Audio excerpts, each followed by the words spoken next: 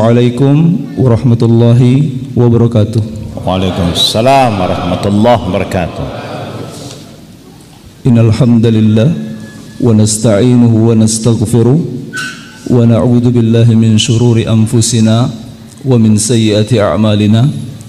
Man yahdihillah fala mudilla lahu wa man yudlilhu fala hadiya lahu.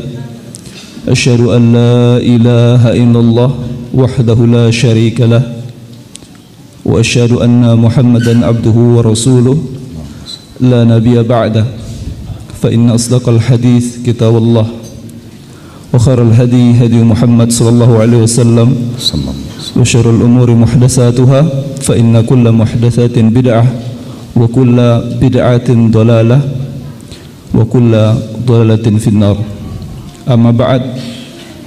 Ayyuhal hadirun tulabil ilm, para penuntut ilmu yang mulia yang semoga Allah merahmati antum semua. Alhamdulillah, kita bersyukur kepada Allah Ta'ala yang telah memberikan kita nikmat yang luar biasa. Wa in ta'uddu ni'matallahi la tuhsuha. Bahkan Allah Ta'ala berfirman di kitabillahil azim, sekiranya kita menghitung nikmat yang Allah telah berikan kepada kita, sungguh kita tidak akan pernah bisa menghitung nikmat yang telah Allah curah dan anugerahkan kepada kita semua. Untuk itu, labud dan ashkur illallah, wajib bagi kita untuk bersyukur kepada Allah Ta'ala dan meyakini bahwasanya kullu ni'matin min indillah, semua nikmat itu datang dari Allah Ta'ala dan tidak dari selainnya. Bahkan wala haula minni wala haula minna wala quwwah, tidak ada daya dan upaya untuk mendatangkan nikmat itu bagi diri kita sendiri, hanya murni dari Allah Ta'ala. Dan kita berdoa kepada Allah Ta'ala agar Allah memberikan kita hidayah dan taufik untuk memanfaatkan, mempergunakan nikmat yang telah Allah berikan kepada kita di jalannya, fi sabilihi, di jalan Allah Ta'ala. Dan kita juga berdoa kepada Allah Ta'ala agar kita bisa menjadi orang yang paling bermanfaat dengan nikmat yang telah Allah berikan kepada kita semua.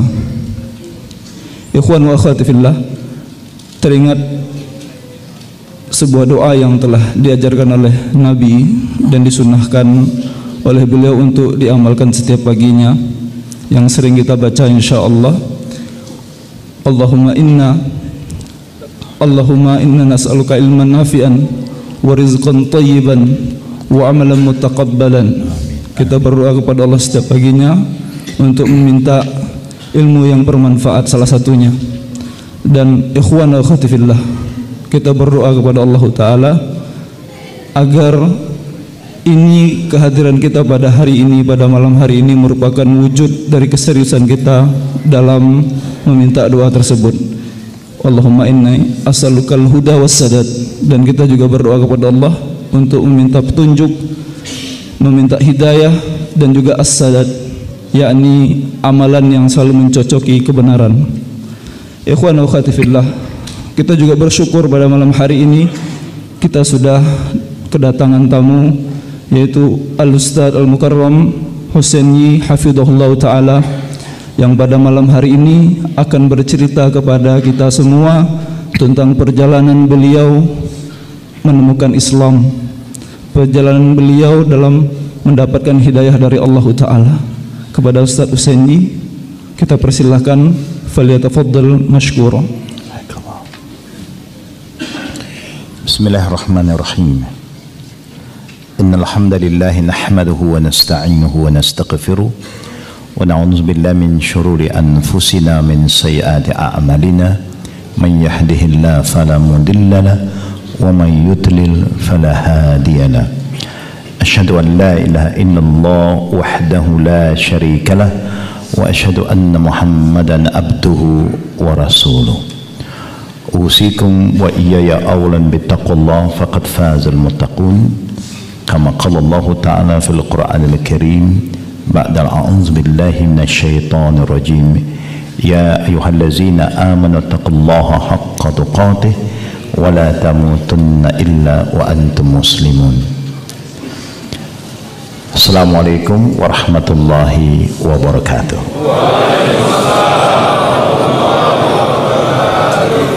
Alhamdulillah, segala puji adalah milik Allah yang telah menghidupkan kita sebagai sebaik-baik makhluk, kemudian pula dipilih sebagai sebaik-baik umat. Sebagaimana Allah berfirman, walaqad karramna bani Adam wa hamalnahum fil barri wal bahri wa razaqnahum minat thayyibat wa faddalnahum ala katsirin mimman khalaqna tafdila.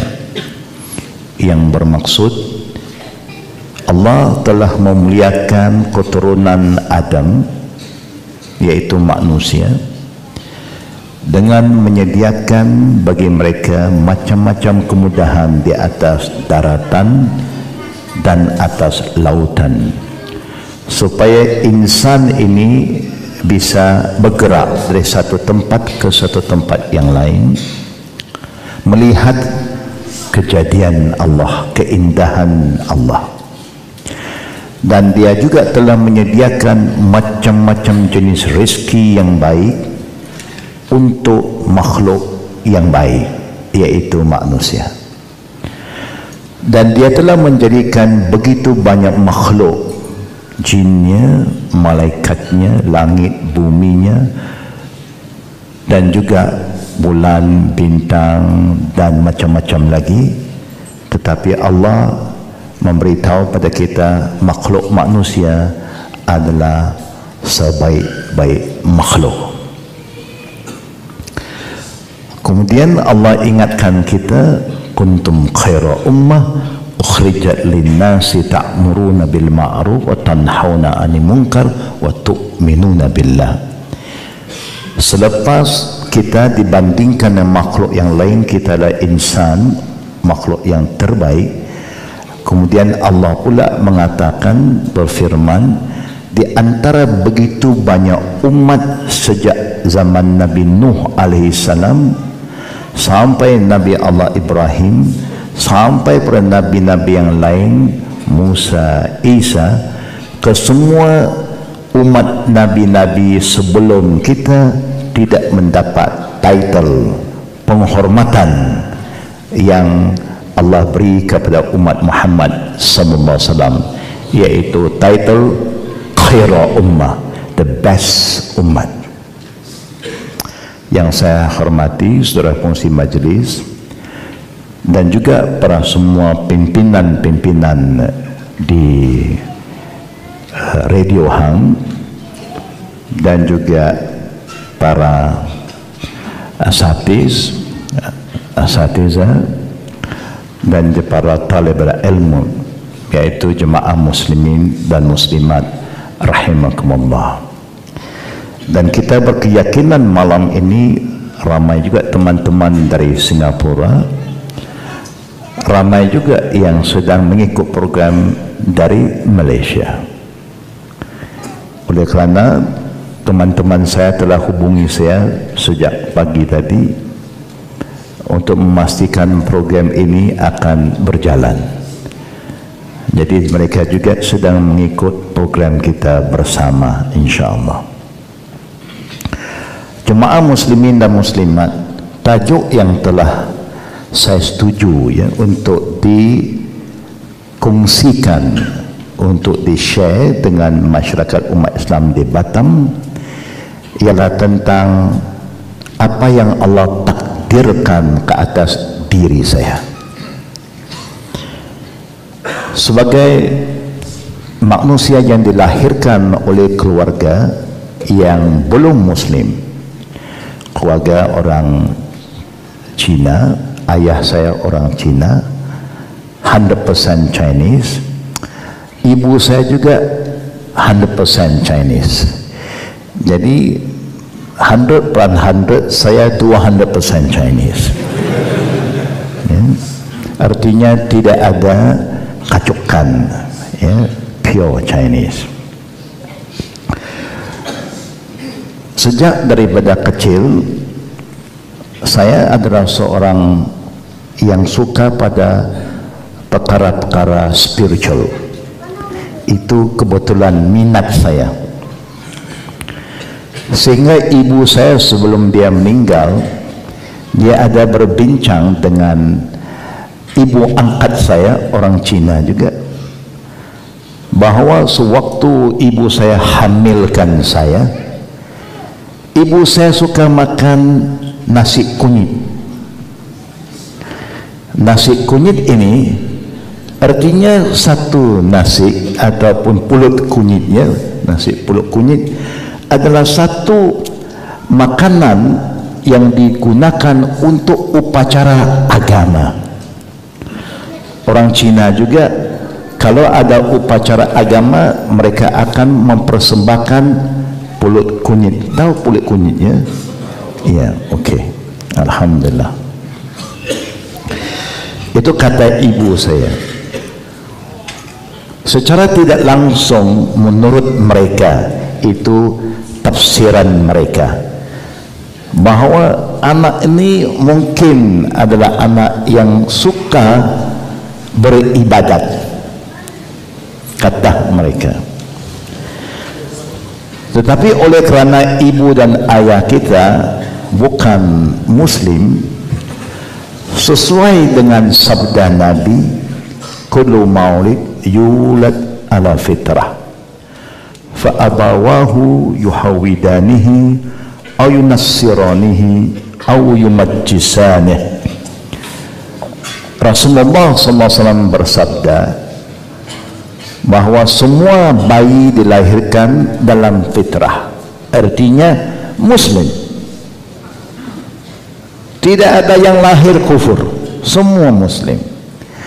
Tetapi kalau takdirnya keluarga mereka, orang tua mereka Yahud atau Nasara atau Majus atau yang lain-lain, maka biasanya sunnah Allah itu anak akan mengikut orang tuanya. Begitu juga berlaku pada diri saya, karena orang tua saya orang yang Buddhis, Taois, Konfusi, ini gabungan. Orang Cina dia suka gabung, ya. Itu perkara normal, ya. Normal bagi mereka. Sebab itu kalau kita pergi the Chinese temple, kita akan lihat ada juga satu section Buddhis, ya. Ada satu section Taois, ada satu section lagi Confucius. Itu perkara yang boleh dikompromi oleh mereka. Ke semua patung-patung yang dipercayai oleh orang-orang Cina, semua ada janggut macam saya. Semua ada janggut.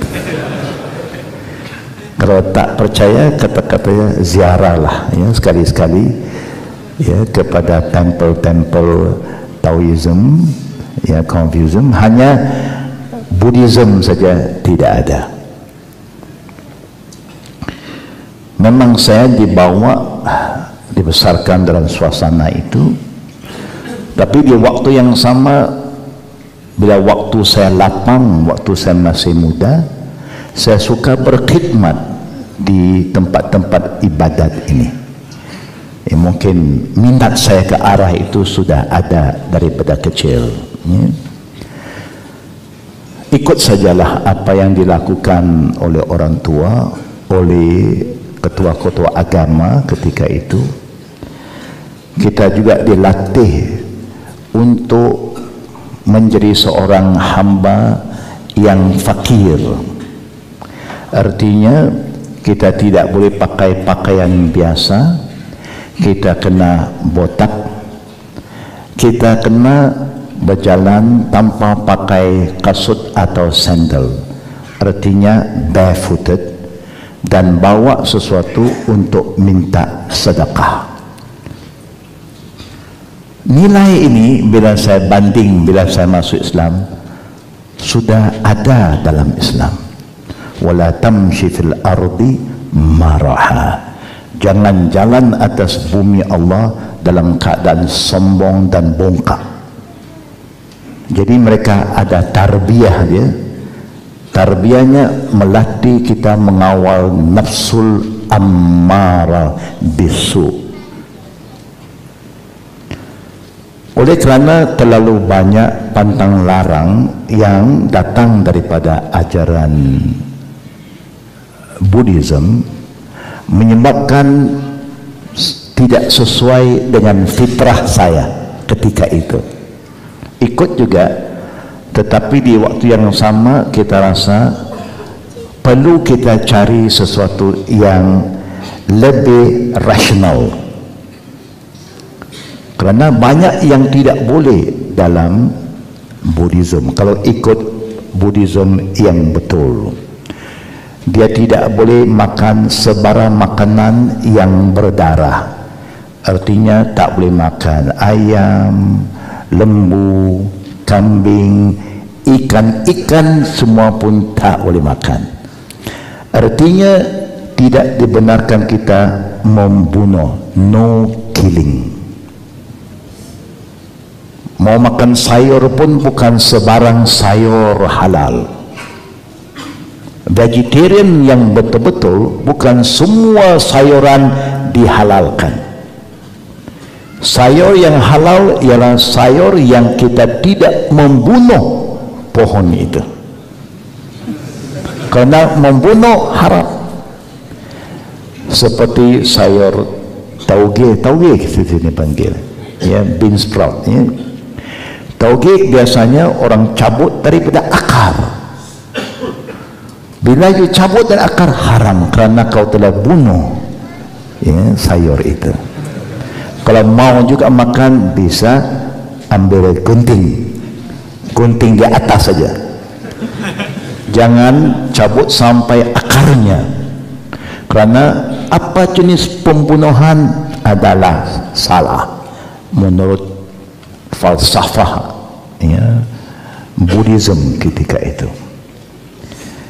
Lama-lama kita pun rasa agak susah, ya. Bila susah, umumnya bangsa saya, mana-mana agama kalau menyusahkan dia hijrah. Dia mesti hijrah, cepat dan lambat dia hijrah. Saya pun buatlah satu penghijraan mengikut agama kakak saya yang perempuan, ya. Sini kakak lelaki, kan. Indonesia kakak kata lelaki, ya. Perempuan juga sekarang, ya. Dulu saya sebut kakak, dia kata laki-laki, ya. Kakak saya orang yang aktif dalam agama Nasara. Saya juga ingin mencuba hijrahlah ke situ. Waktu di situ nampak dia mudah, ini serba mudah, kerana semua hampir boleh. Dalam yang pertama, semua hampir tak boleh. Arak tidak boleh, tipu tidak boleh, semua tak boleh. Bunuh tak boleh, perempuan tak boleh, judi tak boleh, memang semua tak boleh. Parti-partinya tidak ada, tak ada. Kira ini macam sufi lah, yang betul-betul sufi punya. Tahlau selalu, pakai ihram selalu, ya. Tapi bila kita hijrah ke Nasara, nampak mudah, kerana kepercayaannya mudah. Kalau kita percaya kepada Nabi Isa sebagai Tuhan, He become our savior. Dia jadi penyelamat kita. Apa dosa pun no problem, no problem. Jadi mudahlah, apa saja boleh kita buat. Orang muda sesuai, sangat sesuai. Tetapi selepas saya berapa tahun di dalam agama Nasara, saya rasa macam betul apa yang dibawa oleh Isa. Sepatutnya agama itu mudah, kalau susah bukan agama. Dan bila saya rasa itu yang betul, saya pun buat suatu perjanjian dalam diri saya mesti bawa agama salib ini kepada kawan-kawan saya yang belum menjadi Nasara lagi. Itu yang saya mengambil bahagian khusus menjadi mubalik orang Nasara selama 2 tahun. Di mana? Di Pulau Pinang. Karena kalau itu benar, kita mesti selamatkan kawan-kawan kita. Tidak boleh kita selamatkan diri saja, mesti selamat orang lain juga. Ketika saya sedang mempersiapkan diri saya untuk menjalankan dakwah Masehi, Allah Maha Berkuasa, kerana saya selalu minta pada Tuhan satu saja sampai hari ini, wahai Tuhan, tunjuklah saya jalan yang betul. Saya nak mencari Engkau, saya nak mendekati Engkau. Engkau saja boleh pimpin saya, Engkau saja boleh beri petunjuk. Itu keyakinan saya. Kerana waktu itu saya yakin dia, saya seruh nama dia. Kuasa Allah. Saya bila mengkaji konsep ketuhanan, mulai saya mendalami konsep atau tauhid dalam Nasara yang mempercayai bahawa God is the Father, the Holy Son, and the Holy Ghost. Konsep 1 in 3 and 3 in 1. Konsep ini memang susah nak faham. Oleh kerana kalau kita buat mana-mana perkiraan ala Cina, ala orang putih, ala Melayu, ala Arab, semua sama saja. 1 plus 1 plus 1 mesti 3. Tapi perkiraan mereka 1 plus 1 plus 1 1. Ini menimbulkan sedikit gangguan pada pemikiran saya. Logik saya tak boleh menerima. Tapi bijak.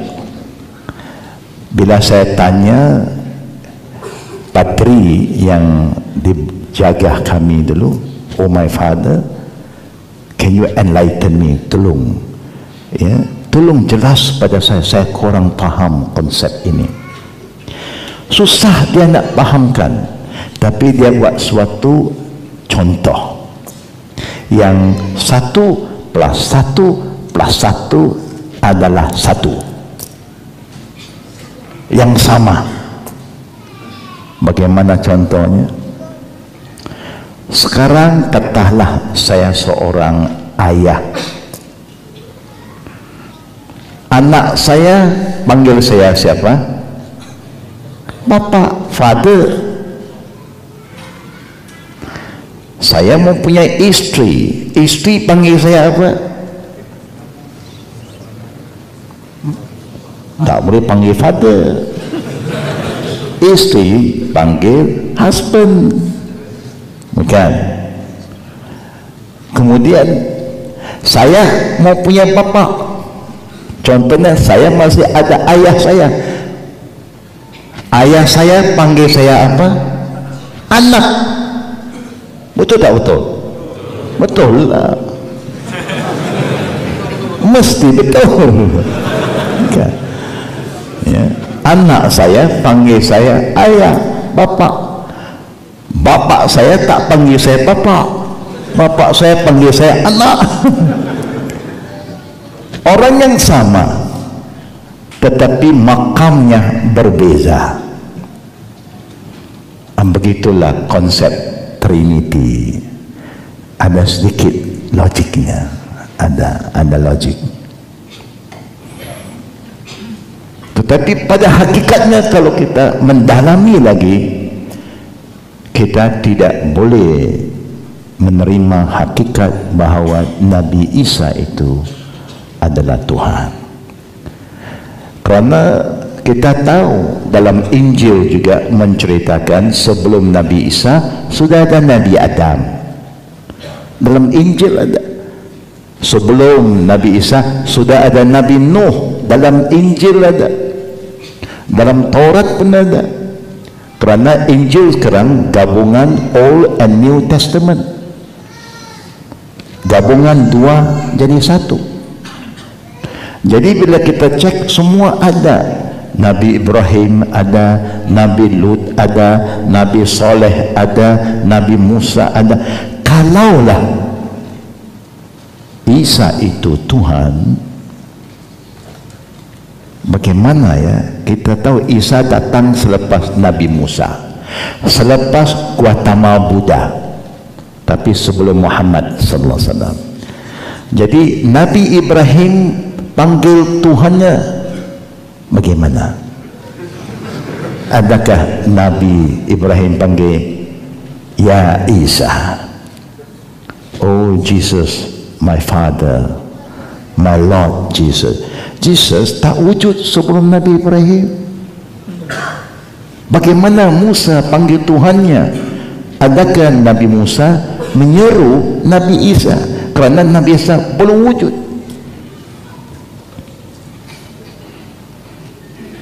Ini psychological warfare, ghazwatul fiqh, mengganggu. Kerana kalau saya sendiri ragu-ragu, saya takut saya tak mampu mempertahankan konsep Trinity bila saya jalankan dakwah Masihi. Takut saya.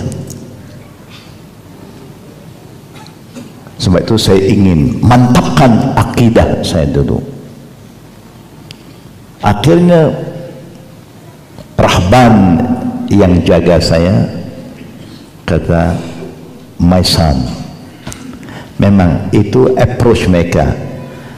Imam-imam itu panggil pengikutnya, wahai anak-anakku, my son. Kita pun panggil my father. Ini adab. Dia sebagai guru kita, dia sebagai imam kita, kita panggil my father. Dia akan panggil my son. Let the Holy Spirit come and explain to you. Ini kepercayaan orang Nasara. Kalau kita ada confusion, ragu-ragu tentang ketuhanan, tunggu Rohul Qudus datang. Itu saja ya, sebagai hujah yang terakhir. Dan dia jelas kita tak faham, jelas tak faham juga. Masih tanya, dia pun tak ada jawapan. Kerana dia pun diajar begitu saja. Maka macam kita tanya orang tua kita, kenapa kau buat ini? Ada dalil? Dia bukan kira dalil, semua orang buat. Ikut saja. Maka dia pun ikut saja. Saya pun tunggu itu arahan imam saya. Tunggu sehingga the Holy Spirit come to you. Saya tunggu-tunggu, tak datang-datang. Saya memang suka spirit-spirit ini. Saya tak pernah lari daripada spirit. Kalau orang kata sana ada hantu, saya mau tidur di sana. Sampai hari ini kalau saya mau masuk rumah yang baru atau rumah lama, kemudian kita nak masuk, sebelum keluarga masuk, saya masuk dulu. Duduk 3 hari, 4 hari duduk sana, solat sana, azan situ, kadang-kadang saya tidur. Haram dah, kerana rasa jugalah ya. Kan memang dia pun makhluk juga. Dia dijadikan oleh Allah sebelum kita. Jin-jin ini Allah jadikan sebelum kita, malaikat Allah jadikan sebelum kita. Jadi kalau dia tak ganggu kita, no problem lah. Dia pun nak duduk situ. Kita tak boleh halau dia. Kerana apa? Kerana kita pun ada jin. Kita pun tiap-tiap orang ada satu jin, ada qarin kita. Betul tidak? Ya, semua orang ada jin. Kita pun ada kiraman katibin, ada malaikat juga. Kerana spiritual ini tak boleh dipisahkan. Dia mesti bersama dengan kita. Jadi saya kalau spirit-spirit ini tetapi tidak datang spirit. Ketika itu saya sedang nak mengkaji apa itu Islam. Ramai juga teman-teman saya orang Islam keturunan Melayu, kalau Malaysia Islam Melayu. Tapi belum pernah satu teman saya yang beragama Islam pernah mengajak saya kepada Islam. Dia mengajak saya makan ada, main-main dengan dia ada, tetapi tak pernah ajak saya tentang Islam. Inilah hakikatnya. Saya yakin sama juga di sini. Ya, kita pun Muslim semua. Sudah 40 tahun, 50 tahun. Teman-teman saya kita ramai yang belum Muslim. Pernah tidak kita ajak dia pada Islam? Ajak makan boleh. Ajak Singapura naik ferry boleh. Ya, ajak bual-bual boleh. Tapi agama nafsi-nafsi sama juga di negara Malaysia. Peluang untuk saya bertanya tidak ada, karena mereka tak pernah cerita Islam pada saya. Saya sendiri ingin mengenal Islam, mau baca Quran. Kata mereka tak boleh.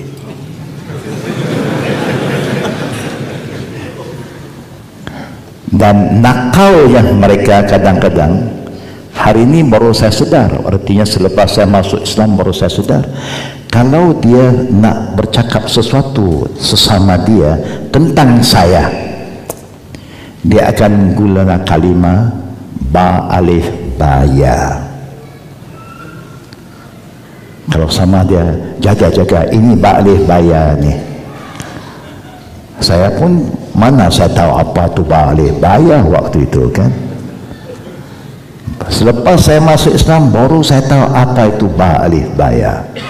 Rupa-rupanya mereka suka guna nama sandaran kepada bangsa saya. Ini bangsa ba alif ba ya, bangsa yang suka makan babi. Kalau orang saya meninggal, dia tak panggil mati, dia panggil Cina mampus, Melayu mati, orang Arab mati, orang India mati, Cina saja mampus.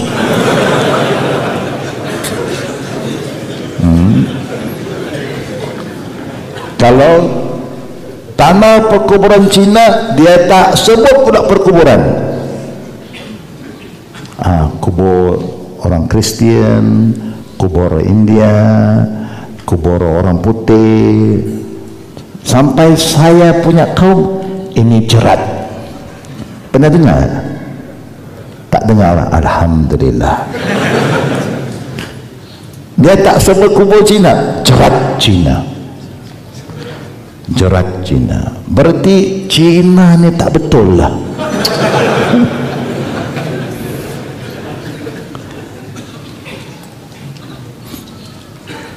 Saya mau baca Quran tak dikasih kerana dia kata najis, kotor. Betul tidak?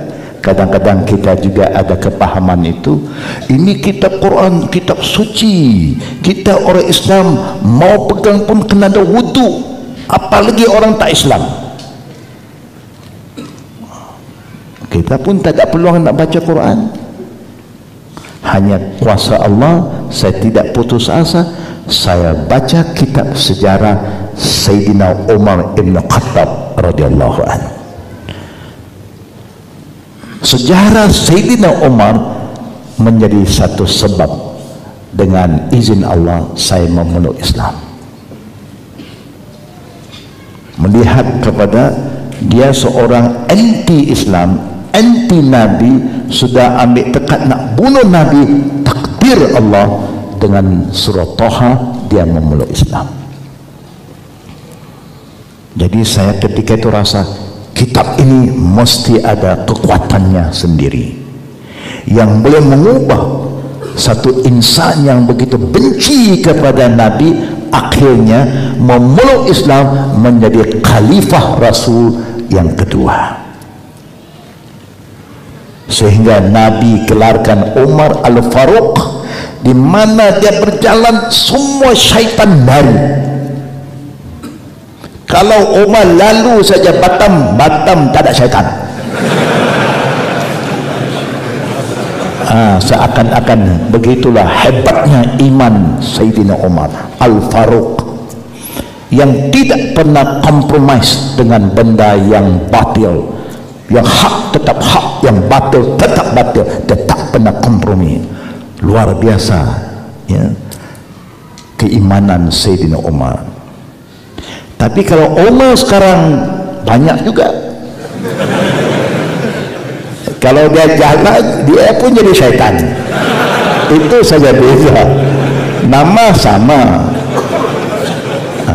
hanya sikapnya tak sama. Itu bezanya ya. Nama hebat, kita mau bukan nama saja hebat, kepribadian kita mesti hebat. Saya memeluk Islam bukan mudah tuan-tuan. Kalau saya boleh ingat kembali waktu saya masuk Islam, tak ada yang senang. Pertama, orang Muslim tidak buka pintu mereka untuk menerima saya.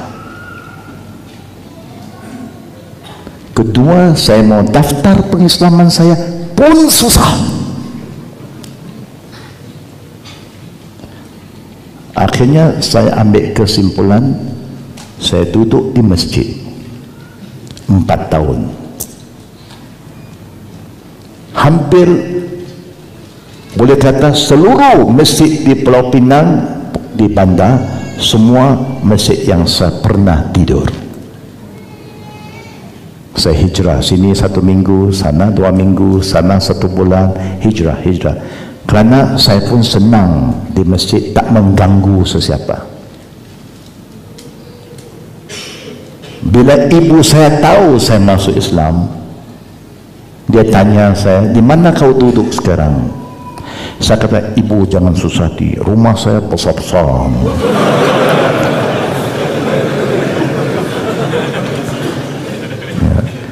Kita tak mau juga cerita kesusahan kita kepada mereka. Nanti mereka kata, apa gunanya, apa untungnya kau memeluk agama ini? Rumah bukan tidak ada, bilik ada, katil ada, balik saja. Nah, biar saya menghadap. Saya sudah biasa, no problem. Dalam saya duduk masjid, saya orang yang suka jaga masjid. Karena saya jaga juga ya tokong-tokong dulu, gereja pun saya suka jaga tempat ibadat. Saya jaga kebersihannya, saya sapu, saya lap, itu memang menjadi fitrah saya.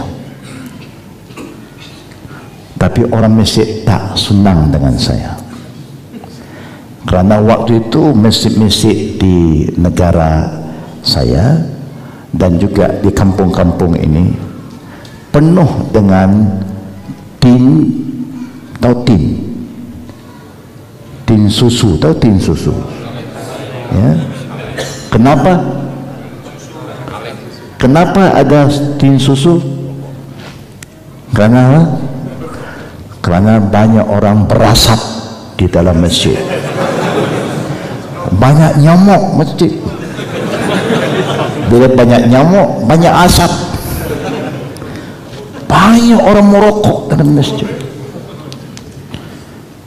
Saya dulu sebelum Islam merokok juga. Masuk Islam saya sudah hijrah, no more smoking. Tapi orang ramai smoking. Saya bersih, dia smoke, saya bersih, dia smoke. Jadi sekali-sekali adalah saya berkata-kata, daripada bawa rokok dalam masjid, lebih baik bawa gaharu. Gaharu asapnya wangi. Oh, marah orang. Saya rasa tak sesuai tempat ibadat itu. Sebab itu kalau kita pergi tokoh-tokoh Cina, ya tak nampak orang masuk tokoh Cina bawa rokok, semua bawa gaharu, bawa makanan, bawa bunga, bawa buah, macam-macam. Ada pisangnya, ada orange-nya. Tapi zaman sekarang sudah modern, dia tak bawa yang asli, semua plastik. Bunga plastik, buah plastik, ayam plastik, semua plastik.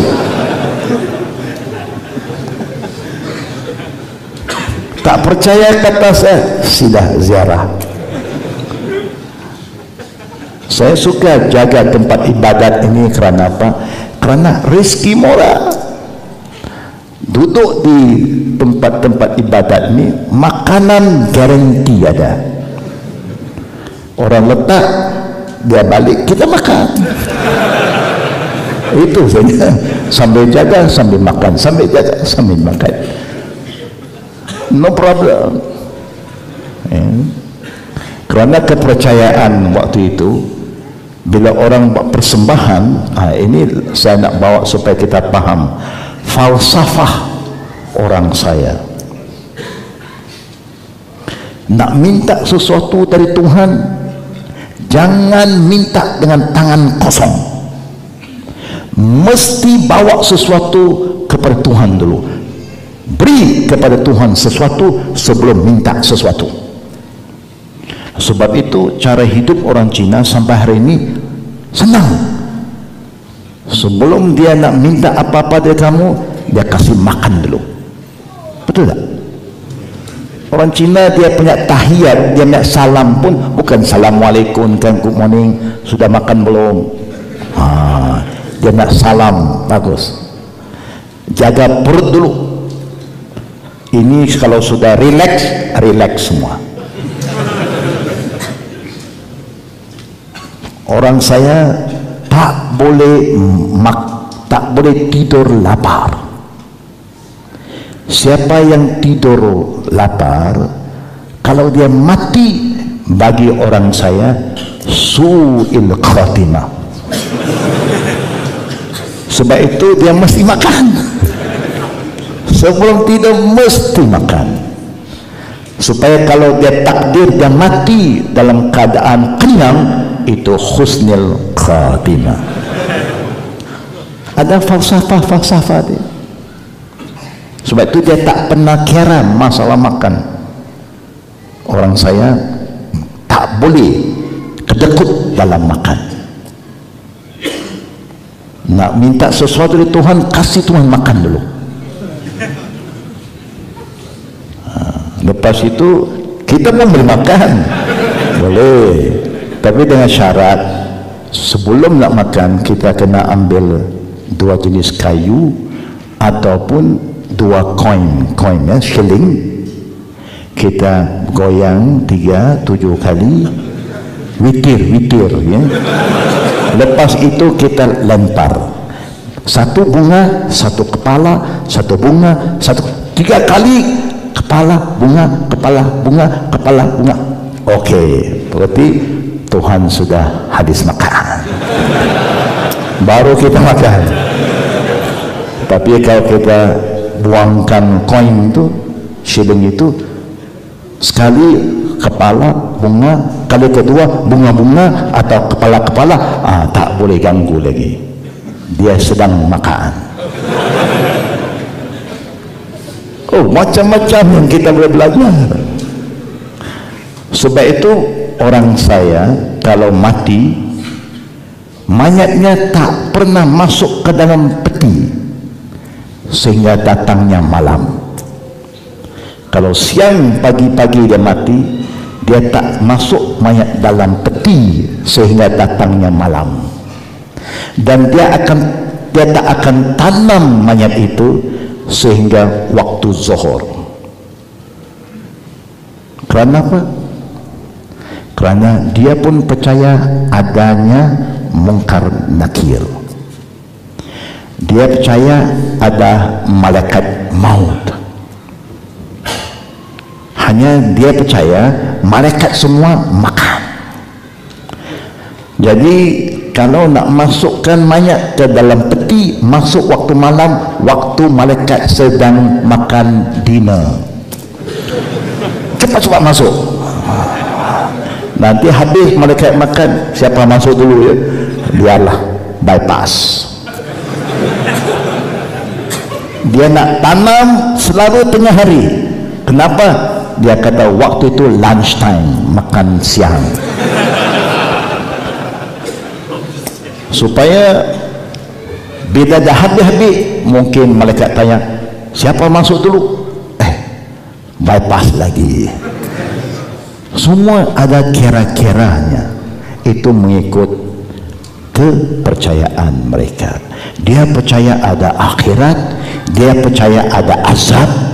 Singapura ada kan satu kawasan, kalau kita masuk tempat orang Cina, dia tunjuk azab-azab neraka bagaimana, azab-azab nikmat syurga bagaimana, semua dia tunjuk. Balik kepada Christianity itu, bila saya masuk Islam tak mudah ya. Kerana ketika itu orang Islam belum terbuka lagi. Dia anggap orang kalau masuk Islam ketika itu semua ada kepentingan. Saya pun tak tahu apa kepentingan dia. Saya nak daftar nama pengislaman saya di majlis kata tak boleh kerana saya bawa umur 21 tahun. Kerana kalau daftar dia kena bagi duit. Saya pun tak tahu ada duit. Saya mau daftar saja, tak dikasih. Sehingga saya kena bawa ibu saya. Tapi sebelum saya nak bawa ibu, saya nak senangkan pengislaman saya secara berdaftar. Bila orang tanya saya, bapak ada? Bapak sudah mati. Betul, bapak saya mati sebelum saya masuk Islam. Saya masuk Islam 68, dia mati 62. Dia tanya, ibu pun mati, ibu ada lagi. Siapa jaga? Kakak saya. Suruh kakak datang, bawa surat mati bapak, surat mati ibu. Oh, susah juga. Saya mau senangkan pendaftaran, susah juga. Tapi terpaksalah bawa ibu. Kerana apa? Kerana saya nak daftar pengislaman saya, dapat sijil resmi, saya boleh tukar pasport saya, kerana saya mau ke Madinah. Saya sudah dapat, kawan saya ajak saya ke Madinah untuk mendapat pasport, ada agama Islam, nama Islam, saya kena ada pendaftaran resmi. Saya bawa ibu saya. Pegawai yang bertugas kata, bagaimana saya boleh percaya cakap engkau? Dulu saya tanya, ada bapak kata mati, ada mak kata mati, sekarang bawa satu perempuan kata itu emak engkau. Orang Cina pantang cakap mati. Oh, marah mak saya ketika itu. Dia kata saya mati, marah dia. Saya pun maafkan dia, mak, bantu saya lah, saya nak pergi luar negeri. Kalau tidak susah. Mak tak payah belanja. Waktu itu saya naik kapal, itu kapal yang terakhir pergi Mekah daripada Malaysia. 2 minggu perjalanan. Itu sejarah saya ke Timur Tengah. Ala kulli hal, memanglah pengalaman saya dalam Islam peringkat awal tak senang. Sebab itu bila ada kawan-kawan saya sekarang masuk Islam, dia kata susah. Saya dengar cerita mereka 5 minit, saya kata apalah susah kamu, tak susah pun. Kerana sekarang banyak pertubuhan jaga saudara baru, banyak kemudahan telah diberi oleh majlis agama, macam-macam telah berubah sekarang. Waktu saya tak ada lagi. 60-an orang tak kisah siapa masuk Islam, menyusahkan orang Islam saya, dia kata. Memang bukan senang. Sampai saya pernah dihalau dari masjid. Saya jaga kebersihan masjid, orang masjid halau saya keluar. Saya letakkan kain baju saya dalam beg kawasan masjid, dibuangnya di luar. Marah juga, saya pun marah. Saya mudah kan, orang mudah marah. Saya sudah mau gaduh sama orang masjid. Hanya kawan saya baik, jangan. Kalau you gaduh, confirm you jahat. Sebelum you gaduh, dia ada kata you jahat, you gaduh, confirm jahat. Saya pun sabar, alhamdulillah. Sebab itu saya tak pernah cerita pada keluarga saya kesusahan ini. Takut dia akan menghina agama ini. Kalau mereka tanya bagaimana, okey, duduk bagaimana, rumah besar, dia tak tahu. Kalau dia tahu masjid, katil pun tidak ada, tilam pun tidak ada, atas tikar saja. Tapi alhamdulillah, mereka nak halau saya keluar, saya tak nak keluar. Saya kata ini rumah Allah, bukan rumah Tuan. Tuan ada rumah, saya tak ada rumah, ini rumah saya. Mereka lapor pada polisi. Polisi datang kerana ada je orang muda, kawan-kawan saya tidur masjid juga. Polis datang tengah malam. Mana rumah? Kawan saya orang Islam, rumahnya tepi-tepi masjid. Sana, balik. Dia gerak saya. Mana rumah? Saya saudara baru, ini rumah saya. You tidur sini. Alhamdulillah.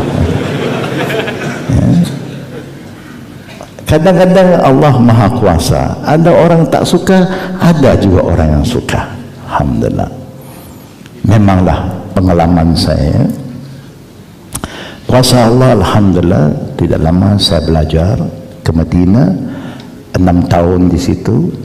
Waktu itu Rais Jami'ah Syekh bin Baz, dia sebagai orang panggil apa, rektor Jamiatul Islamiyah. 6 tahun di situ. Lepas itu saya pergi ke Syria, negara yang sedang berperang sekarang. Saya belajar sana 2 tahun. Lepas itu saya pergi kerja dekat Perancis, membantu lajiin min Cambodia, pelarian Islam dari Cambodia yang hijrah ke Perancis. Saya bertugas itu 1 tahun. Pulang saya ke tanah air, bertugas dengan Pertubuhan Kebajikan Islam Perkim.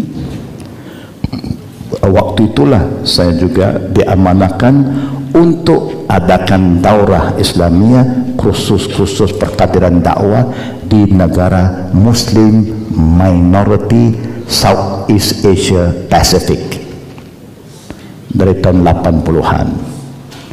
84 saya dipinjamkan ke Hong Kong untuk jadi pengarah Islam di Pusat Islam Hong Kong. 1 tahun saya pulang. 92 saya berhenti daripada Perkim dan saya aktif dalam pertubuhan yang telah saya asaskan, Jamiatul Al-Qadim, yang tugasnya memberi khidmat kepada manusia, tak kira apa agamanya, apa bangsanya. Melalui khidmat inilah kita jalankan dakwah Islamiyah yang menyebabkan sejak tahun 80-an sampai sekarang tidak kurang dari 5.000 orang yang telah kita Islamkan. ya. Bukan dalam negeri saja, sampai juga negara-negara Eropah, Jepun, Australia, Tonga, Fiji, Papua New Guinea. Alhamdulillah, ya. Nampaknya memang manusia sedang mencari ketuhanan, kebenaran. Kebenaran ada pada kita, hanya sayangnya kita tidak menjalankan dakwah kepada mereka. Yang ada pada kita semua muslimin dan muslimat ialah kita ada macam taklim, ada islahiyah, ada tazkirah, ada. Kerana istilah dakwah ini telah salah pakai dan guna oleh kita. Erti dakwah sebagaimana Allah berfirman, ud'u ila sabili rabbika bil hikmah wal mau'izatil hasanah wajadilhum billati hiya ahsan ila al-akhir ayat. Sebagaimana Allah berfirman, wa man ahsanu qawlan mimman da'a ila Allah wa 'amila shalihan wa qala innani minal muslimin. Kalau kita baca-baca ayat-ayat dalam Quran, kuntum khaira ummah ukhrijat linnas ta'muruna bil ma'ruf wa tanhauna 'anil munkar wa tu'minuna billah, semua mengandungi perintah dakwah yang bermaksud menyeru orang yang belum Islam pada Islam.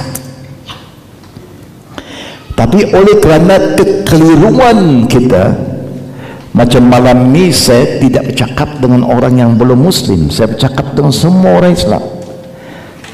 Ini bukan nama dakwah, ini dinamakan imma yukata ad-dinu nasiha, sebagai nasihat, ataupun wa zakir fa inna zikra tanfa'al mu'minin, sebagai peringatan. Kita umat ijabah, kita bukan umat luar Islam, umat yang sudah menerima Islam. Kalau umat yang sudah terima Islam, ada orang datang mengajar kita tentang Islam, bukan dia ajak kita masuk Islam, dia hanya mengingatkan kita tanggungjawab kita sebagai seorang Islam. Sesama umat kita kata islahiyah, innamal mu'minuna ikhwah fa aslihu baina akhawaikum. Mengguna kalimat dakwah bila kita bercakap dengan orang Muslim adalah suatu kekeliruan, menyebabkan dakwah kita mati, kerana kita salah terjemahkan maksud dakwah. Dakwah yang sebenar mengambil ajak orang yang luar Islam masuk, itu namakan dakwah. Macam kita nasihat, ingat mengingat, kita memperbaiki keadaan kita, itu saja islahiyah, harakah islahiyah. Harakah islahiyah ataupun kita kata nasihat, ad-dinu nasihat, ataupun kita kata tazkirah atau taklim. Paham saudara-saudara? InsyaAllah. Kalau tidak, tak jalan dakwah. Nanti kita pun kata, sudah, kita sudah dakwah. Sama siapa dakwah? Sama Abdullah, Omar, Fatimah. Ini umat sudah Muslim, mana ada dakwah lagi? Umat ijabah, dakwah, jumpa Acong, Murusami, Peter, ya, Robert. Itu baru namakan dakwah. Macam Nabi dan sahabat, coba lihat tuan-tuan dan puan-puan, 23 tahun 23 tahun saja Nabi ambil masa untuk membersihkan seluruh kota Mekah dan Madinah. Ini negara yang penuh dengan syirik. Kalau kita kata kita majority, Nabi minority. Dia menjadi utusan Allah, istrinya mengikut Khadijah, sepupunya Ali menerima dakwanya, kawannya Abu Bakar terima 4 orang mula-mula. Dikelilingi oleh orang musyrikin. Nabi tak lari dan tak berhenti dalam menyeru manusia kepada Allah. Siang malam dia jumpa kawan-kawannya, ayuhan nas qul la ilaha illallah. Sama-samalah kita sebut la ilaha illallah. Berapa lama? 23 tahun. Mekah bertukar wajah, Madinah, Yatrib bertukar wajah. Kita sudah hidup sebagai seorang Islam berapa puluh tahun? Sudah berapa puluh tahun kita belajar? Bukan bertambahnya orang Islam kadang-kadang, tapi bertambahnya syirik, kerana kita tak jalankan dakwah. Tengok pribadi Nabi, bila dia nak pergi dakwah di Taif, orang Taif tidak sambutnya dengan bunga, tapi dengan batu, sehingga berdarah badan Rasulullah, dicederahkan oleh lemparan batu. Allah takdirkan malaikat Jabal turun menghadap Nabi, minta izin dari Nabi untuk menghancurkan penduduk Taif yang telah mencederahkan utusan Allah, Nabi Muhammad sallallahu alaihi wasallam. Apa jawab Nabi kepada perwakilan daripada Allah itu? Kerana ada malaikat tukang jaga gunung-gunung. Taif itu pergunungan. Rasulullah menjawab, inni lam ub'as la'anan walakinnani bu'istu da'iyan wa rahmah. Allahumma hdi qaum fa innahum la ya'lamun. Lihat kepribadian Nabi. Dia berdakwah, mengajak orang kepada Tuhan yang Maha Esa. Mereka lempar batu pada dia. Malaikat datang menghadap, minta izin untuk hancurkan penduduk Taif dengan sehancur-hancurnya. Malaikat yang jaga, senang saja. Tetapi Rasulullah bersabda, saya tidak diutuskan oleh Allah untuk membawa kecelakaan, kehancuran, kebinasaan, tidak. Tetapi saya diutuskan oleh Allah sebagai da'ian, a caller, a savior, penyelamat, wa rahmah, membawa rahmat, membawa kasih sayang, menyatu padukan semua kabilah, menjadikan satu umat, supaya kita hidup sebagai satu keluarga, tidak bermusuh antara satu dengan lain. Iz kuntum a'daan fa'allafa baina qulubikum fa asbahtum bi ni'mati ikhwana. Dulu kamu hidup bermusuh-musuhan, bunuh-membunuh, gaduh antara saudara sendiri. Islam datang menyatukan padukan semua kabilah. Berapa kabilah ada di Mekah waktu itu? 360 kabilah. Kerana ada 360 berhala, sekecil-kecil sampai sebesar-besar. Setiap berhala mewakili satu kabilah. Dia juga masyarakat majmuk. Apa yang kita selalu bagi alasan, oh masyarakat majmuk. Zaman Nabi sudah ada masyarakat majmuk. Oh sini banyak yang orang belum Islam. Zaman Nabi pun dikelilingi oleh orang yang belum Muslim. Nabi tak lari dari perjuangan.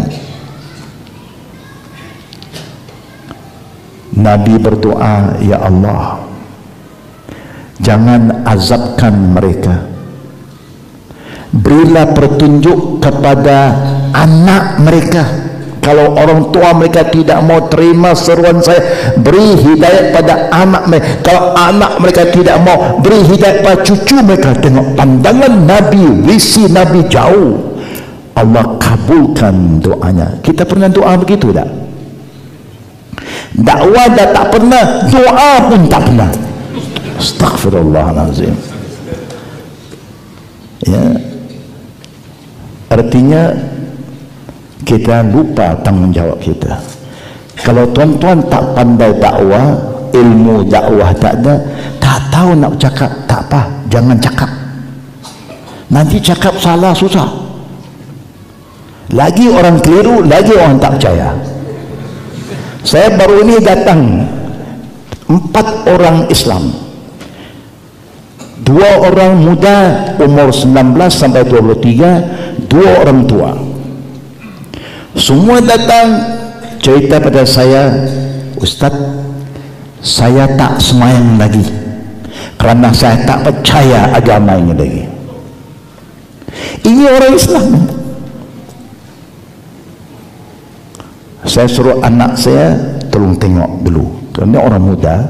Anak saya ketua pemuda dalam pertubuhan kami.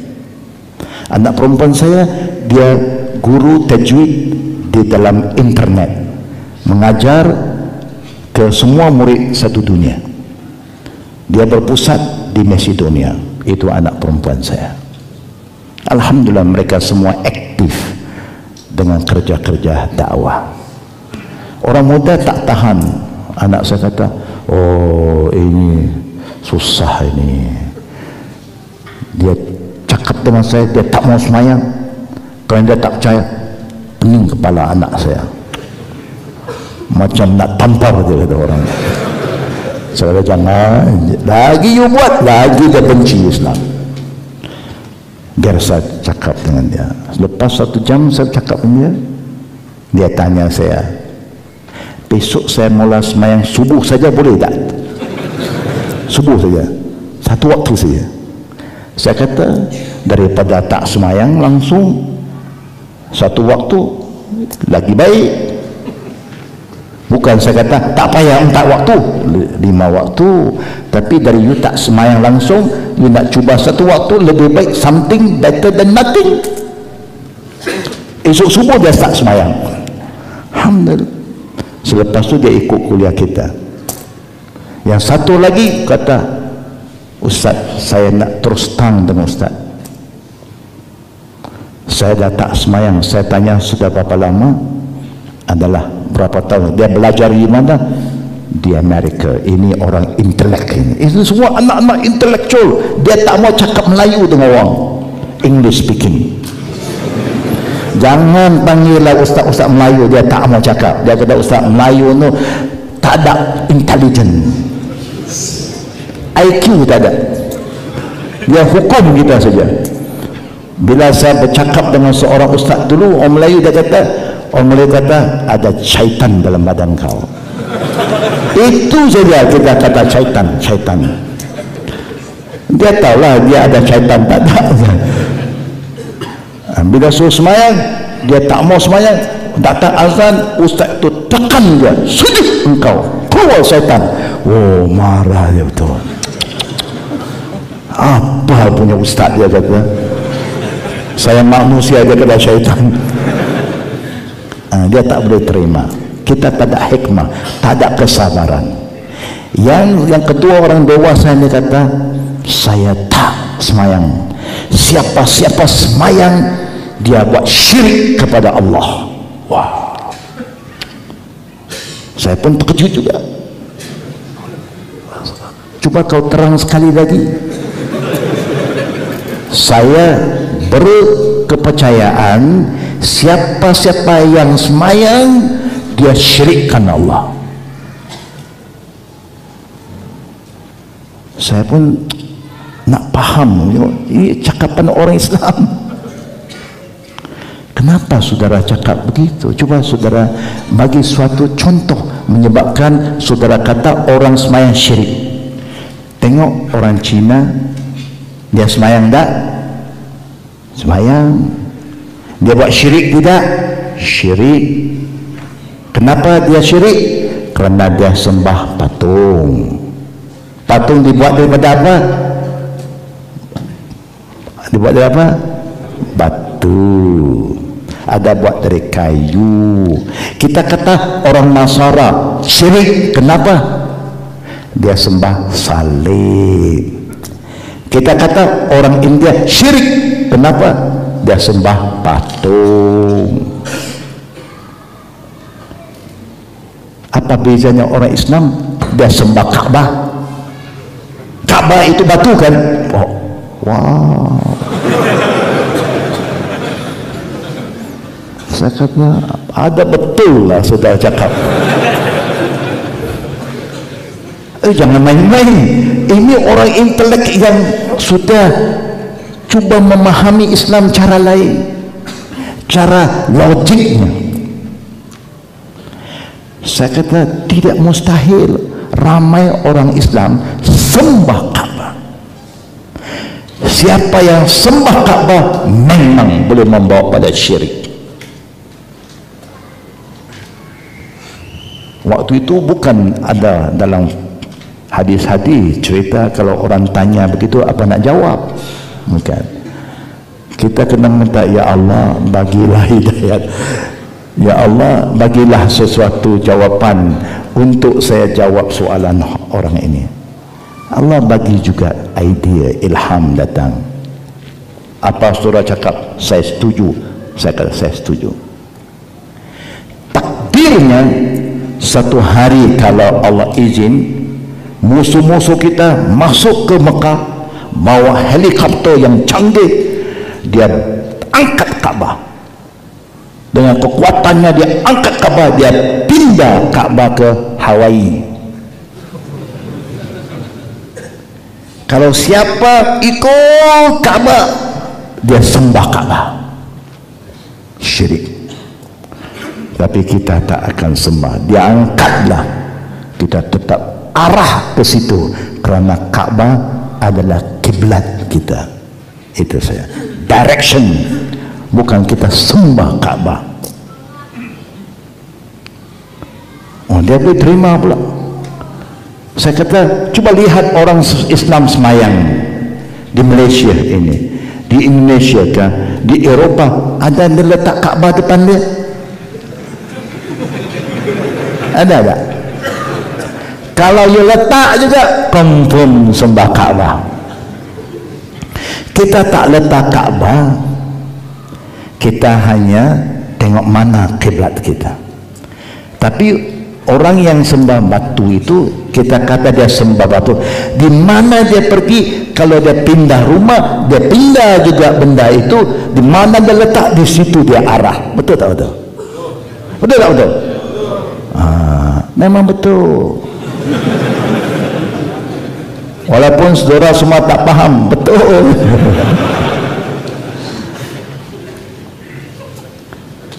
Baru saya cerita, kalau siapa yang sembah ikut batu, habis. Memanglah dia sembah batu. Tapi kita tetap di situ. Itu kiblat kita. Saya bagi contoh saja. Ingat tak dulu, contohnya tuan-tuan, waktu saya tahu jam 9:30 sudah habis ya, 5 minit lagi. Ini kata contoh saja Kaabah. Ini Hajar Aswad, jurusan ini Hajar Aswad, Rukun Yamani. Sini pintu Kaabah, sini makam Ibrahim.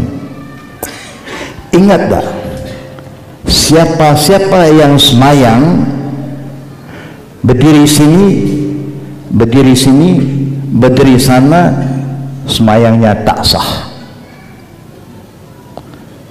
Semayang yang sah hanya berdiri di kawasan sini, kawasan yang ada makam Ibrahim.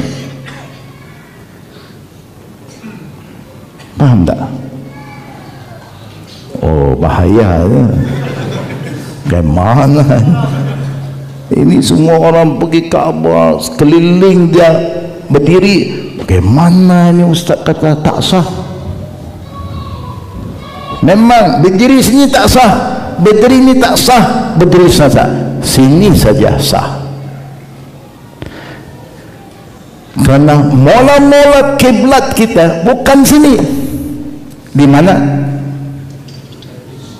Di Masjid Al-Aqsa. Masjid Al-Aqsa ada jurusan sana. Sebab itu Nabi berdiri sini saja.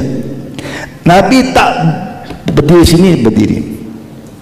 Selepas Nabi hijrah ke Madinah, bila turun ayat suruh tukar kiblat, baru Nabi menghadap. Waktu itulah sampai hari ini boleh berdiri sini, boleh berdiri sini, boleh berdiri sana. Kalau mula-mula tak boleh, sini saja. Kerana arahan itu di situ. Nabi tak mau ketinggalan Kaabah, dia berdiri di belakang sini. Secara tak langsung macam menghadap Kaabah, tapi itu bukan kiblat kita yang pertama. Kiblat yang pertama di Masjid Al-Aqsa. Paham ya? Alhamdulillah. Tak paham pun paham dulu.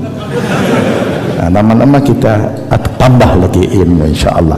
Jadi saudara-saudari yang kami hormati, inilah secara ringkas ya berapa pengalaman saya yang saya ingin berkongsi. Kalau nak cerita tentang riwayat hidup saya saja 2 hari tak habis ya. So saya ambil mana yang saya rasa penting ya.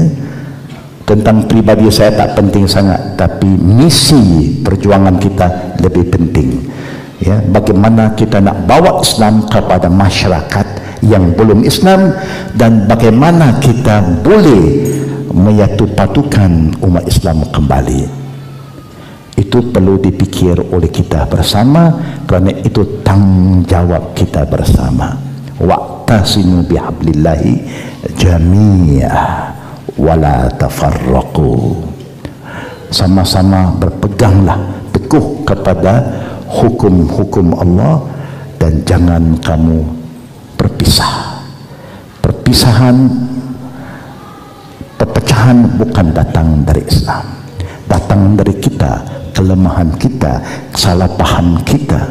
Mudah-mudahan Allah tetapkan iman kita, kuatkan perpaduan kita, dan semoga Allah Subhanahu wa ta'ala jadikan kita ummatan wahidah.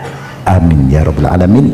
Sekarang kita berhenti untuk sesi kedua, yaitu sesi soal jawab. Fadhal.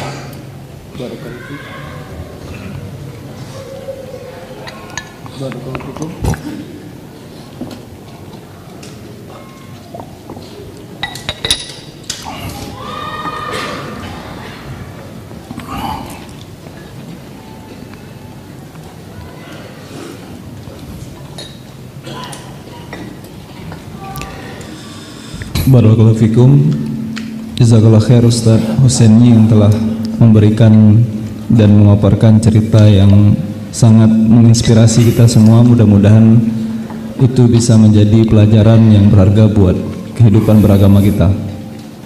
Bagi antum yang ingin bertanya, ikhwan wa akhwat fillah, silahkan langsung mendatangkan kertas pertanyaan antum ke meja kami.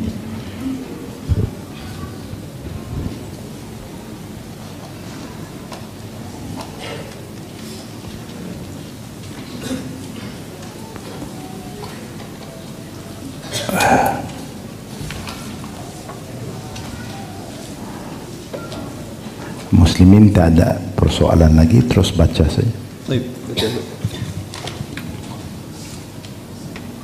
Assalamualaikum Ustaz. Waalaikumsalam warahmatullahi wabarakatuh. Tadi pagi Ustaz telah jelaskan bahwa manusia yang belum sampai kepadanya pengetahuan tentang Islam, maka di akhirat kelak akan diuji oleh Allah Subhanahu wa ta'ala.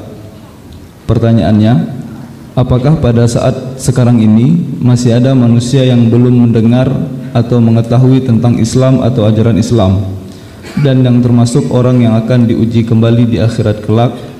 Apakah orang yang hanya mengenal adanya agama Islam akan tetapi tidak mengetahui ajaran Islam, atau yang memang tidak mengetahui adanya agama Islam sama sekali? Dalam pengalaman saya, jangan jauh di Malaysia, negara saya, bila kita buat survei di perkampungan yang mana orang Cina sudah hidup bersama orang Islam 50 tahun lebih, kerana dia menjaga di situ. Kita tanya, Uncle pernah tidak dengar apa itu Islam? Tahu tak apa? No. Yang saya tahu, Islam itu Melayu itu Islam. Itu saja. Mengatakan bahawa masih ada tidak zaman sekarang, zaman teknologi, ada masyarakat manusia yang tak tahu Islam. Memang banyak. Kerana media sekarang diguna oleh musuh-musuh kita menimbulkan fitnah kepada Islam, sehingga orang takut agama ini. Jadi dakwah Islam yang sebenar, yang dikehendaki oleh Allah dan Nabi-Nya, bukan dengan teknologi sangat, itu boleh diguna, tetapi lebih penting dakwah bilhal, melalui contoh. Waktu kita muamalat dengan orang, jangan tipu, jangan bohong, jangan curi timbang, beramanah, janji kita tunaikan, cakap benar. Itu saja. Kalau muamalat kita tunjuk kita bagus, orang kata Muslim number one. Sekarang kita tahu, kita orang menyaga ada kan, kadang menyaga sama-sama Muslim dengan menyaga sama orang yang belum Muslim, mana kita rasa lebih senang hati? Kadang-kadang bersama yang belum Muslim lagi senang hati, dia ada nilai. Kalau pergi Jepun, semenjak saya contoh, tak boleh lawan. Orang Jepun bilang sama saya, kalau orang Islam masih gagal menyusun kasutnya, dia tak boleh bawa Islam ke Jepun. Tengok disiplin kasut saja. Orang Jepun di mana dia pergi majlis, bagaimana ramai orang, kalau dia buka kasut, kasut dia atur, tertib, macam saf juga. Kita punya kasut Allah saja yang tahu. Mau tahu dia ada keluar nanti tengok kasut mana dia kemana, Allahu alam. Ya, nanti orang itu dah tenang ke sini, tenang ke sana. Sana Jepun you tak akan lihat sistem ini. Tiap-tiap orang kalau buka kasut saja atur satu persatu, dan cara dia susun kasut tak boleh depan tempat masuk keluar, kerana tempat itu orang akan pijak. Jangan pijak kasut orang. Kita apa nak buat? Tak pijak tak bisa keluar tu. Sudah dibanjiri dengan kasut. Ini contoh saja. Jadi berdakwah itu wajib, fardu ain. Tak boleh dengan lisan, dengan hal. Dakwah bil hal, contoh akhlak itu lebih afdal. Memang banyak lagi yang belum kenal Islam. Saya tahu, saya yang kerja dakwah ini. Lately ini kita buat street dakwah. Di Malaysia kita sudah start, di Eropah sudah start. Di depan stesen kereta api, di depan-depan mall, kita siapkan kaunter. Siapa saja datang, Islam for you, Islam for you, Islam for you. Dan orang terbuka, dia ambil. You want a Quran? One Quran for you. One Quran Indian ada, mau Chinese ada, mau English ada, macam-macam sedang berjalan. Di dunia barat sudah berjalan, dan di Malaysia baru bergerak. Di negara lain wallahu a'lam. Ya. Dan memang Masya Allah, Ramadan yang dulu, yang baru ini, kerana murid kita banyak pergi ke masjid, jumpa tetamu-tetamu yang datang nak melawat masjid, kita dakwah, bukan bagi pakai baju tutup aurat saja, tidak. Bawa dia masuk bilik, bagi penerangan. Itu yang saya telah buat tahun 84 di Hong Kong. Bila orang nak masuk masjid, ada orang masjid halang, ada orang Islam nak pukul mereka. Dia kata ini najis, tak boleh masuk masjid. Akhirnya polis datang. Polis pun bukan Islam juga, dengan kasut-kasut dia tak boleh pukul. Orang yang bukan polis dia mau pukul. Saya kata kenapa begitu? Ini kotor, najis. Kenapa you kata dia najis? Kalau dia masih duduk luar, bagaimana dia boleh hilang najisnya? Bila dia mau masuk masjid, itu sudah bagus. Orang Islam masjid pun tak mau masuk kadang-kadang. Ini orang tak Islam mau masuk bagus, dia nak tahu apa yang kita buat dalam masjid, benda apa yang kita sembah. Kerana ada orang berkata di negara saya, orang asli, dia kata orang India tak makan lembu. Kerana apa? Kerana dia sembah lembu. Kerana lembu tu lambang ibu. Dia kerja kuat untuk kita turun sawah, naik sawah, dia proses susu untuk kita minum. Kalau kita sudah minum susunya, kita sudah anak susuan lembu. Maka mana boleh makan dia?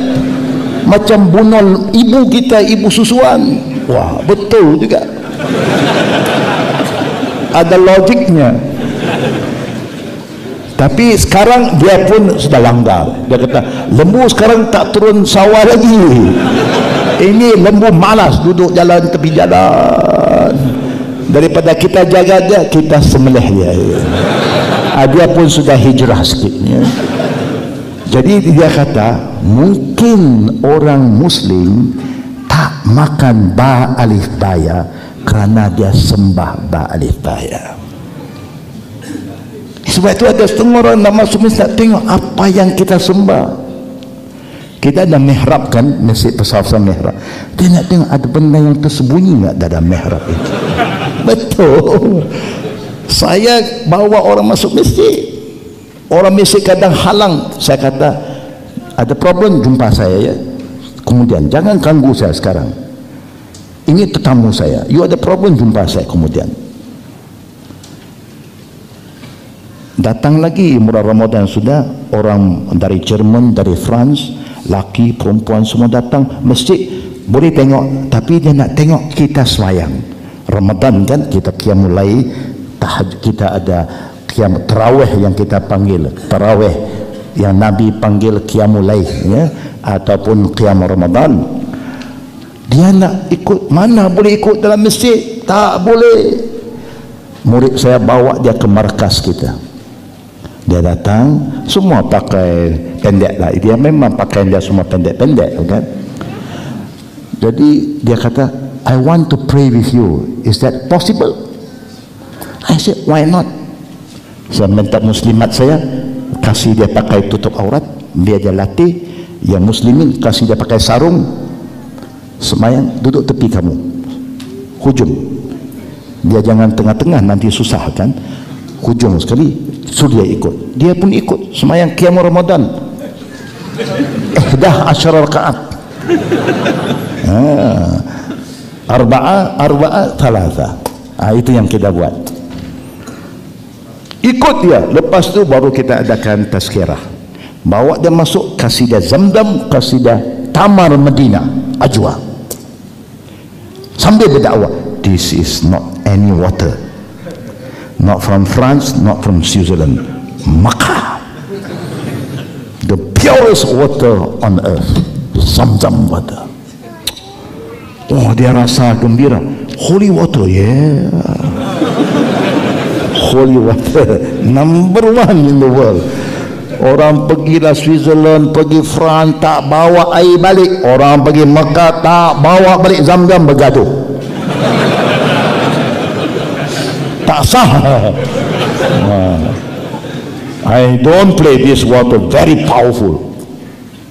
Saya kasih dia minum this. Saya kasih dia Tamar, Ajwa, Medina. Our prophet did. Wah, dia rasa macam dimuliakan. Saya kata, this is what Islam say. Kemudian selepas tu ada yang mengikut kuliah kita lagi. Itulah dakwah kita. Jangan halang mereka. Pernah satu orang daripada Tasmania datang jumpa saya. Saya kata saya mau pergi dakwah, dia mau ikut. Dia mau masuk masjid juga. Saya kata apa? Duduk tepi saya. Jangan cakap dengan orang, cakap dengan saya saja. Kalau orang tanya, so cakap dengan saya. Jadi orang tanya, ini saudara baru? InsyaAllah. Belum Muslim. Dia ikut saya semayang. Selepas 1 bulan, asyhadu an la ilaha illallah wa asyhadu anna Muhammad Rasulullah. Bukan susah nak dakwah. Tunjuk akhlak yang baik. Jangan halau orang. Kita kena dekatkan orang. Kita terbalik, oh najis, macam kita bersih sangat. Malu kita. Tengok rumah kita malu. Ini bilik air dia lagi bersih daripada bilik tidur kita. Jangan kita pandang hina pada orang. Sebab itu dakwah itu tak susah, tuan-tuan dan puan-puan. Maksud saya, memang dakwah perlu kepada pendekatan secara saksia, bukan through media. Fadal. Banyak soalan tetapi mungkin tak sempat jawab semua ya. Baik. Bismillah Ustaz. Saya punya teman orang Cina. Dia beragama Nasrani, Nasoro. Kalau main ke tempat saya, dia suka ikut dengarkan radio Hang dan tanya siapa ustadznya. Dan feeling saya, dia tertarik dengan agama Islam. Pertanyaannya, harus mulai dari mana kalau mengajak dia ke agama Islam? Harus invite him to Islam. Bila ada orang tunjuk minat, cepat hubungkan dia dengan pihak-pihak yang arif, pihak-pihak yang mampu membimbing dia. Jangan hantar dia ke sebarang tempat, takut nanti dia keliru terhadap agama. Kalau dia sudah tertarik dengan Radio Hang, bawa dia ke sini. Jumpa dengan ustaz-ustaz kita yang sudah ada kepahaman tentang Quran Sunnah. Insya Allah saya yakin dia dapat ajar orang yang baru ini Islam yang sebenar, yang tidak dicampurkan dengan adat kebudayaan, pure Quran Sunnah. Itu yang kita ajar di negara kita, di markas kita. Everything direct, Quran hadis, bukan culture, bukan tradition, tidak. That will be the best. Itu yang paling baik, dekat pada orang yang ahlinya. Takdirnya kalau ada orang ini pergi ke Malaysia nak merawat ziarah Malaysia, hubungkan mereka dengan kita. That is very important. Ya, itu yang kita buat selalu. Kita ada network supaya dia datang, kita pula layan dia. Nak tunjuk bahawa inilah Islam. Di masanya orang Islam adalah saudara sesama Islam, dan itu tetamu kita. Dan kita ada satu nilai, man kana yu'minu billah wal yaumil akhir falyukrim dayfahu. Siapa yang beriman pada Allah dan hari akhirat mesti muliakan tetamunya. Tak kira muslim atau belum muslim, itu tetamu kita. Supaya yang belum muslim dia tengok layanan kita yang baik, dia boleh tertarik kepada Islam. Itulah jawapan saya ya. Dekatkan dia kepada Radio Hang dan ustaz-ustaz kita di sini. Kalau mereka ada problem, hubungkan dengan kita, insya Allah kita bisa ya langsung cakap dengan dia. InsyaAllah kita boleh bagi panduan apa yang terbaik. Macam di Malaysia, kalau ada orang ada minat tentang Islam, kita terus kata tolong ceritakan pada ayah, isteri ataupun kamu punya keluarga, bawa dia jumpa kami. Itu cara kita. Kita tak mau orang sembunyi. Benda yang baik jangan sembunyi, terus terang. Dan bila keluarga dia datang, alhamdulillah, keluarga dia dapat faham apa itu Islam. Sekali jalan kita berdakwah. Saya pernah dakwah satu anak masuk Islam dulu. Dia bawa kakaknya, dia bawa ibunya, dia bawa abangnya. Selepas dia masuk Islam, kakak dia masuk Islam. Selepas kakak dia masuk Islam, abang dia masuk Islam. Selepas abang masuk Islam, ibu dia masuk Islam. Selepas ibu dia masuk Islam, dalam 2 bulan meninggal ibunya. Allahu Akbar, rezeki dia. Itu cara kita berdakwah. Ibu saya juga alhamdulillah sebelum dia meninggal, saya selalu ziarah dia. Saya kata, ibu, terimalah Islam, tak rugi. Kalau ibu mati Islam, 1 bilion tiap-tiap hari, sekurang-kurang 1 bilion orang Islam doa untuk roh engkau wahai ibu. You tak rugi. Kerana orang Islam semua semayang. Semayang kita selalu baca tahiyat. Dalam tahiyat kita doa untuk semua orang Islam. Untung kita. Akhirnya ibu saya bersyahadah. Tidak lama dia meninggal. Alhamdulillah. Ya, jangan putus asa, jangan putus harapan. Itu jawaban saya terhadap soalan. Fadal. Bismillah. Ustadz, selama Ustadz menjalankan dakwah yang mulia ini, apakah Ustadz mendapatkan ancaman dari orang-orang non-Islam? Ada apa? Like a blackmail or threatening. Oh. Pernah tidak orang blackmail atau orang mengugut kita? Tak pernah. Alhamdulillah. Yang nak mengajak kita lagi ramai, nak tahu, tapi tak pernah kita dihalang. Umumnya yang halang mungkin kadang-kadang kerana politik, dia takut pada kebenaran, dia menghalang. Kita di London, kita bagi ceramah di Dewan Gereja di London, padrinya datang. Dan kita pernah di India, padri datang, sami pun datang. No problem, kita no problem. Kadang-kadang problem dengan orang Islam saja. Orang non-Muslim no problem. Di Australia kita berdialog di Dewan orang Kristian, very open. Dan kalau di Hong Kong dulu begitu juga, kita akan adakan satu majlis interfaith. Kita pilih tajuk, tiap-tiap bulan kita beredar. Bulan ini di Dewan di Pusat Islam, bulan depan di Dewan orang Nasara di Kanisah dia, lagi satu bulan di Dewan Tokong orang Buddhis. Tajuk kita pilih konsep ketuhanan menurut Islam, Buddhism, Kristen. Kita bincang konsep peranan wanita dalam masyarakat, pandangan Islam, Kristen, Buddhis. Kita bincang, tak bergaduh. Semua alhamdulillah. Kita tak pernah ada confrontation, kita tak pernah debate, kita ada dialog. Kita ada buat macam-macam, no problem dengan orang yang belum Islam. Alhamdulillah, sampai sekarang kita belum lagi ada problem. Jazakallahu khair. Assalamualaikum warahmatullahi wabarakatuh. Waalaikumsalam warahmatullahi wabarakatuh. Pertama, bagaimana gambaran tantangan dakwah sunnah menghadapi fitnah syubhat di Malaysia?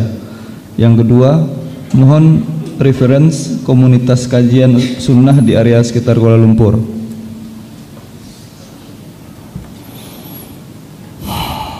Dakwah challenge in Malaysia. Oh, the first question. First question. Ada tak masalah dakwah Quran Sunnah di Malaysia? How to face fitnah syubhat? Ya kita alhamdulillah, kita di Malaysia samalah di mana-mana saja ya. Malaysia ke Singapura ke Indonesia, kita jiran ya. Kita Nusantara, sama saja. Masalah juga saya yakin sama saja. Kadang-kadang berlaku kesalah faham antara kita, ialah kerana kita kurang berdialog, kita kurang bermusyawarah. Kita tahu agama kita cantik, Islam itu indah. Saya tertarik pada Islam kerana apa? Satu-satu agama yang saya lihat yang begitu teratur, begitu halus disiplinnya dalam Islam. Semua masalah ibadat Allah telah cerita, sekecil-kecil sampai sebesar-besar, siap, ready. Tak payah kita nak reka fikir ini, ikut saja. Tidak ada dalam agama yang lain. Everything ready made, ikut saja.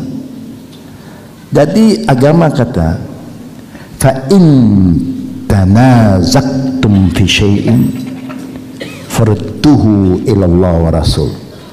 Kalau kamu berselisih faham dalam apa urusan, kamu orang Islam, sikap kamu berbeza dengan orang yang tidak Islam, kamu ada rujukan, kamu mesti duduk, panggil semua orang yang ada sedikit salah faham, duduk dan kita bincang.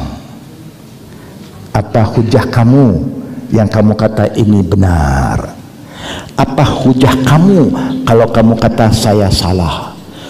Kita di Malaysia memang kita suka adakan perbincangan, mesyuarat. Tak payah terbuka. Ini masalah keluarga sama Islam. Duduk. Yang you kata saya salah, mana dalilnya? Kalau you ada dalil kata saya salah, sami'na wa ta'na, syukur, you dah nasihat saya pun taubat. Tapi kalau takdirnya saya ada dalil mengatakan bahawa apa yang saya kata itu benar, apakah kamu bisa menerima? Kita masih ada sedikit lagi masalah orang tidak bersedia untuk adakan bermusyawarah. Tapi selain dari itu tak ada masalah. Ada sedikit-sedikit itu biasa. Tapi sekarang kita sedang berusaha supaya semua pihak menerima hakikat masalah orang Islam mesti diselesaikan dalam sistem perbincangan musyawarah. Tak payah orang lain campur, kita saja. Kalau you kata saya salah, you mesti ada dalil. Pergi mana-mana mahkamah di dunia pun, kalau you kata orang itu salah, you kena bawa hujah, dalil. You must have hard evidence, bukan hearsay tidak, mesti dalil qad'iyah. Syukur alhamdulillah sudah banyak perubahan, dan saya yakin ya al-haq pada akhirnya dia mesti mengatasi yang batil. Wa qul ja'al haq wa zahaqal batil innal batila kana zahuqa. Hanya kita kena sabar, kita kena banyak berdoa, kerana perubahan manusia ini tidak senang. Kalau orang sudah biasa dengan suatu cara, nak ubah mengambil masa. Seperti kita dulu, kita pun macam tu, tapi alhamdulillah Allah telah memudahkan kita. Mudah-mudahan Allah mudahkan juga saudara-saudara kita yang lain. Itulah jawapan secara ringkas daripada saya. Ada soalan terakhir? Last. Which one? This one is asking information for Ta'lim Sunnah fi Malaysia. Information tentang kelas-kelas ataupun dars orang-orang Quran dan Sunnah ada di markas kita. Kalau di Al-Khadim di Petaling Jaya, itu boleh pergi pada website kita dan boleh lihat aktiviti kita ya. Yang kita buat kelas kita, satu minggu kita ada hampir 1, 2, 3, 6, 7 kelas satu minggu ya. Dan kelas kita yang 3 yang saya ambil in English itu terbuka untuk semua, Muslim, yang belum Muslim, dan saudara-saudara kita, for free. Itu kelas hari Rabu pukul 10.30 sampai 12.30, hari Sabtu hari ini pukul 11 sampai Zuhur, dan hari Ahad esok pukul 11 sampai Zuhur. Bila saya tidak ada, pembantu saya Ustaz Syarif daripada Amerika, dia akan mengisi program saya. Yang English kita lah ambil, yang bahasa Melayu ada sahabat-sahabat kita yang lain, termasuk Ustaz Rasul akan isi program kita, Ustaz Yunus, Ustaz Ridwan daripada keturunan India masuk Islam. Dia kelulusan Madinah, dia akan datang bantu mengadakan kelas-kelas tarbiyah, tasfiyah untuk masyarakat di Malaysia dan juga daripada luar negara. Kerana kita banyak kontak dengan overseas, banyak orang yang datang Malaysia second home program, mereka ikut kuliah kita. Kerana di situ saja ada yang in English pada umumnya. Itulah caranya. Address kita pergi www.alkhadim.my@gmail. Al-Khadim alkhadim.my@gmail.com. Nanti you boleh masuklah program itu. YouTube banyak program kelas kita semua online. Kelas kita semua itu satu dunia mengikut. Bukan di Malaysia saja, is online. Ya, dan kadang-kadang dalam 1 bulan sekali saya ada satu programnya yang online juga, New Muslim Academy, yang berpusat di Amerika. Jadi kita akan ada online, yang mana satu dunia punya jemaah-jemaah yang nak ikut program itu akan menunggu dan akan respon pada waktu itu. Alhamdulillah, itu teknologi yang membantu kita, ya. Mudah-mudahan Allah mudahkan, ya, usaha kita. Hanya nasihat saya yang terakhir, saudara-saudari yang kami muliakan, jangan be judgmental, jangan senang menghukum orang.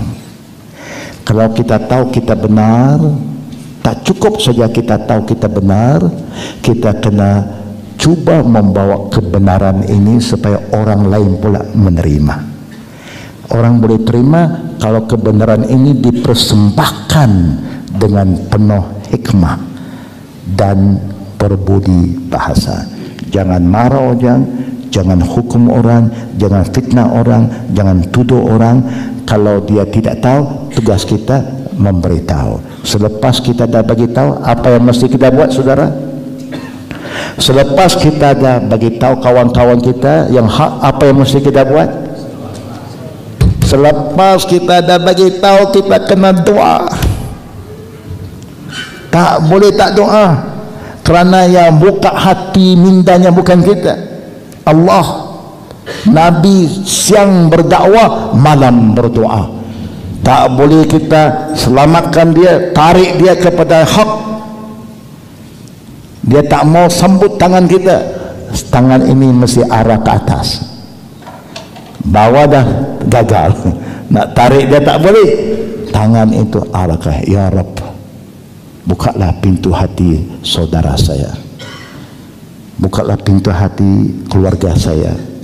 Jangan putus asa, ya, mesti berterusan, ya, nasihat berterusan. Insya Allah hasilnya Allah yang tentukan, bukan kita. Faham, ya? Jangan bermusuh dengan sesiapa lagi, jangan fitnah memfitnah lagi. Mana dia kata kita salah, dengar dulu. Sebab itu saya kata, nak jadi seorang yang berjaya, nak jadi seorang pelajar yang berjaya, 2 benda saja yang kena buat. Macam Nabi sebut, usikum bitaqwallah. Bagaimana nak takwa? Sama wa ta'ah. Kekuatan umat dulu bukan kerana kekayaan mereka, bukan kerana ramainya mereka, kerana mereka ada kualiti. Apa kualiti mereka? Dengar, patuh, dengar, patuh. Itu saja yang kita kena buat. Dengar baik-baik. Kalau dalil ada dalam Quran dan hadis, ikut, selamat dunia, selamat akhirat. Itu dia tugas kita. Kalau tidak, kita akan jadi umat apa? Sami'na wa asayna. Ada 2 saja kumpulan, sami'na wa ata'na atau sami'na wa asayna. Kita pilih. Tapi orang yang sudah ata'na, jangan putus asa, istiqamah, tunjuk akhlak yang baik supaya kita dapat selamatkan orang lain. Mudah-mudahan Allah jayakan usaha kita bersama, dan Allah lembutkan hati-hati keluarga kita, teman-teman kita yang jauh daripada kita, supaya satu hari mereka akan bersama kita, sama-sama mengangkat Islam. Al-Islam ya'lu wala yu'la alaih. Islam paling top, tak ada lebih top daripada Islam lagi. Wabillahi taufiq wal akhir da'wana walhamdulillahi rabbil alamin. Subhanakallahumma bihamdik, asyhadu an la ilaha illa anta, astaghfiruka wa atubu ilaik. Assalamualaikum warahmatullahi wabarakatuh. Alhamdulillah. Baik, jazakallah khair Ustaz. Thanks for coming here. Hayakallah. Begitulah ikhwan pengajian kita pada hari ini. Semoga antum mendapat mengambil manfaat dan pelajaran pada daurah kita kali ini. Subhanakallah wa bihamdika, asyhadu an la ilaha illa anta, astaghfiruka wa atubu ilaik. Assalamualaikum warahmatullahi wabarakatuh. Waalaikumsalam warahmatullahi wabarakatuh. Soalan lagi yang belum jawab, ya saya baca malam ini.